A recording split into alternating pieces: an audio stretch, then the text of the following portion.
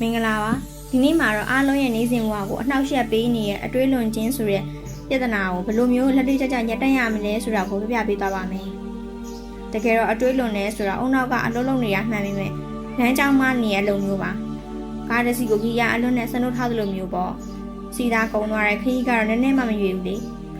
တင်ဟာညဘက်တွေမှာအိတ်မပြောပဲအတိတ်ကကိစ္စတွေကိုပြန်တွေးမိနေရ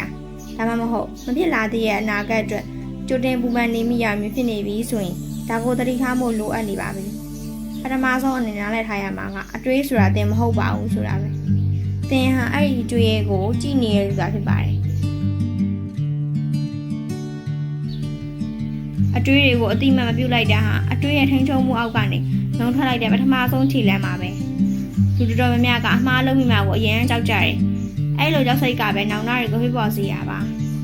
ါပေမဲ့တစ်ခုတည်းရပါအတိတ်ဆိုတာပြင်လို့မရတဲ့မှတ်တမ်းတစ်ခုပဲ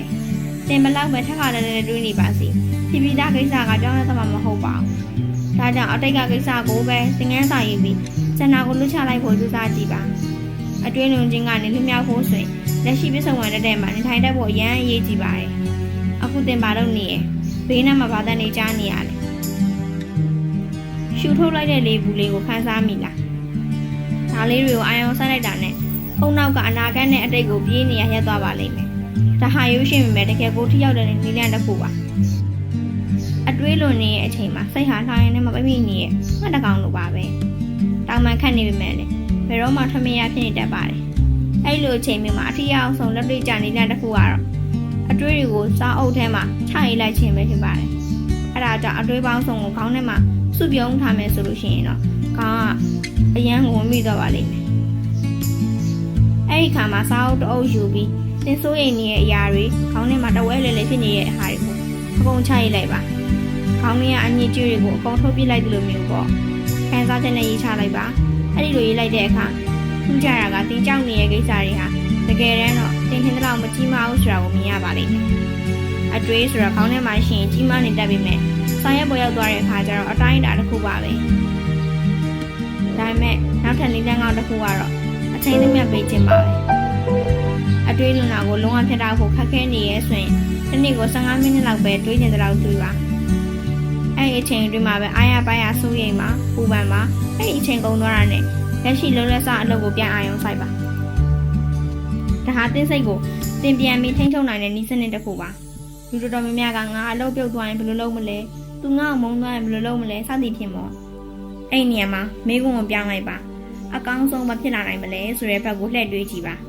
အဆိုးဆုံးကိုပဲတွေးနေမဲ့အစားဖြစ်လာနိုင်တဲ့အကောင်းဘက်ကအခွင့်အလမ်းတွေကိုမြင်အောင်ကြည့်ခြင်းကသင်ရဲ့စိတ်ဝိစီးမှုကိုရကြစေပါတယ်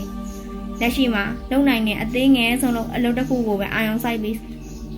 စတင်လိုက်ပါသင်စိတ်ကိုငြိမ်သက်အောင်ထားနိုင်ဖို့ဆိုတာလေးကျင့်ယူရတဲ့အတတ်ပညာတစ်ခုဆိုတာကိုအမြဲတမ်းပေးပါတခါတလေမှာစိတ်တွေကအနာဂတ်တည်းရဲ့မသေးချာမှုတွေချာမှာလမ်းပြောင်းနေတတ်ပါတယ်ဒါပေမဲ့မှတ်ထားပါစိုးရိမ်နေတဲ့အရာတွေကနေ90%ဟာတကယ်တော့ဘယ်တော့မှဖြစ်မလာတတ်ပါဘူးဖြစ်မလာတဲ့အရာတွေအတွက်စိတ်ပူပန်နေရတာဟာအင်အားဖြုံးပြရောက်ပါတယ်ဒါကြောင့်အခုချက်ချင်းသိရှိမှာပဲလက်တွေ့ကျတဲ့လူတစ်ခုကိုအာရုံပြည့်ပြည့်ဝဝထားလိုက်ပါစိတ်အေးချမ်းမှုဆိုတာအဝေးကြီးမှမဟုတ်ပါဘူးတင်ရဲ့လက်ရှိပစ္စုပန်တဲ့မှာပဲရှိနေတာပါတစ်စိတ်ကိုအနိုင်ယူပြီးမိုကောင်းမွန်တဲ့နေရတွေကိုပိုင်းဆိုင်နိုင်ပါစီအတွေးလွန်ခြင်းကိုရပ်တန့်မှုအတွက်နောက်ဆုံးနဲ့အထီးအောင်ဆုံးအချက်လက်ကတော့ပြည့်ပြည့်စုံခြင်းနဲ့စိတ်ကိုဆွဲချဖို့ပါပဲအမှားတစ်ခုကိုလုံးမိမှာကိုအရင်ကြောက်တဲ့အခါဒါမှမဟုတ်အမှားတစ်ခုလုံးမိမှာကိုအရင်ကြောက်တဲ့အခါဒါမှမဟုတ်အရာရာတိုင်းကိုအကောင်းဆုံးဖြစ်စေခြင်းလုံးတဲ့အခါဆုံးဖြတ်ချက်တစ်ခုကိုချဖို့အတွက်အချိန်ကြာကြီးတွေးနေတတ်ပါတယ်အဲ့လိုတွေးနေဟာပြဿနာကိုဖြေရှင်းတာမဟုတ်ဘဲနဲ့ကိုယ့်ကိုယ်တန်တရားရည်နဲ့ဝင်ပြီးစီရပါပဲမှတ်ထားမှာပြည့်ပြည့်စုံတဲ့အချက်ဆိုတာထက်လွတ်လွတ်ဆောင်တဲ့ဆုံးဖြတ်ချက်ပဲဖြစ်ပါတယ်မှတ်ထားမှာကပြည့်ပြည့်စုံတဲ့အချက်ဆိုတာထက်လွတ်လွတ်ဆောင်တဲ့ဆုံးဖြတ်ချက်ကသာသင်ကိုရှေ့ဆက်စေနိုင်တာပါဥပမာဒီနေ့ဘာစားမလဲဘာအင်ကြီးဝင်မလဲဆိုတဲ့ကိစ္စတွေကို3မိနစ်ထပ်ပို့မတွေးပါနဲ့ဒီလိုအသေးဖွဲလေးတွေကစပြီးကိုယုံကြည်မှုတိဆောက်သွားမယ်ဆိုရင်ကြီးမားတဲ့ကိစ္စတွေမှာလည်းအတွင်းမလုံးတော့ပဲပြည့်ပြည့်သားသားဖြစ်တော့နိုင်ပါလိမ့်မယ်နောက်တစ်ခုကတော့သင်ရဲ့အာရုံကိုအခြားနေရာကိုလှည့်ပြောင်းဖို့ပါပဲအတွေ့တွေကသင်ကိုဝိုင်းပတ်ပိတ်ဆို့ထားပြီးလို့ခံစားရတဲ့အခါခန္ဓာကိုယ်လှုပ်ရှားပြီးလိုက်ပါလက်လျှောက်ထွက်တာအိမ်တိုင်းချင်းလှုပ်တာဒါမှမဟုတ်ကိုယ်နှိမ့်သက်တဲ့ဝါသနာတစ်ခုခုကို မနှိမ့်တာမျိုးကတင်းအုံနောက်ထဲကအတွေးစက်ပွင့်ကိုဖျက်တောက်ပေးနိုင်ပါတယ်ခန္ဓာကိုယ်ကအလုံးလုံးနေတဲ့အခါစိတ်ကအတွေးထဲမှာနေမနေနိုင်တော့ပါဘူးတို့တဲ့ပြင်သဘာဝပတ်ဝန်းကျင်ထိတွေ့ပေးခြင်းကစိတ်ကိုတည်ငြိမ်စေရတဲ့ဖြစ်စီထွက်လာပါတယ်သိပင်စင်းစင်းလေးတွေကောင်းကင်ပြကိုကြည့်ပြီးအသက်မင်းရှူသွင်းလိုက်ပါ